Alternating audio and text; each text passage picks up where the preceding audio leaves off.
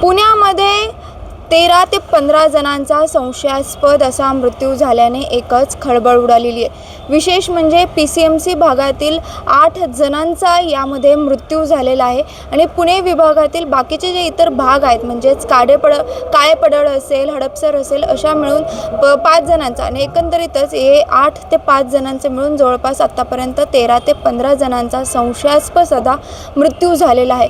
खरं पाहायला गेलं तर विषारी दारूमुळे या सगळ्यांचा मृत्यू झाल्याचा संशय सध्या व्यक्त करण्यात येतोय आणि या संदर्भातच राज्य उत्पादन शुल्क विभागाने योगेश वानखेडे नावाच्या व्यक्तीला देखील अटक केलेली आहे।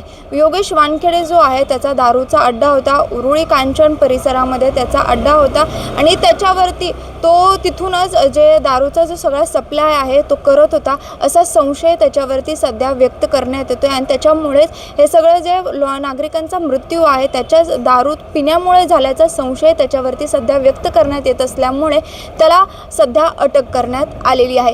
खरं पाहायला गेलं तर पोलिसांनी देखील या प्रकरणाची आता प्राथमिक माहितीच्या आधारे तपास करायला सुरुवात देखील केलेली आहे आणि दुसरीकडे उत्पादन शुल्क विभागाने देखील आता पुण्यामध्ये वेगवेगळ्या ठिकाणी छापे टाकायला सुरुवात केलेली आहे।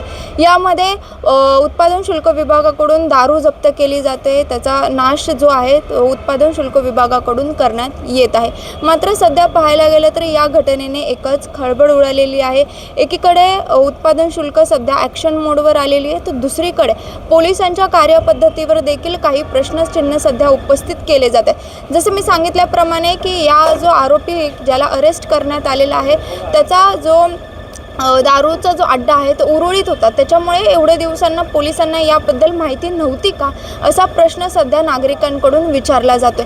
त्यामुळे आता पाहायला गेलं तर एकीकडे उत्पादन शुल्क विभाग जे आहे ते सध्या दारूचे जे साठे आहेत किंवा दारूचे जे अड्डे आहेत त्याच्यावरती छापे टाकते, तर दुसरीकडे पोलीस देखील आता या संपूर्ण प्रकरणाची चौकशी करत आहेत। मात्र सध्या तरी निश्चित कारण असं सध्या समोर आलेलं नाही आहे असंच म्हणावं लागेल आणि तशीच माहिती सध्या मिळत आहे।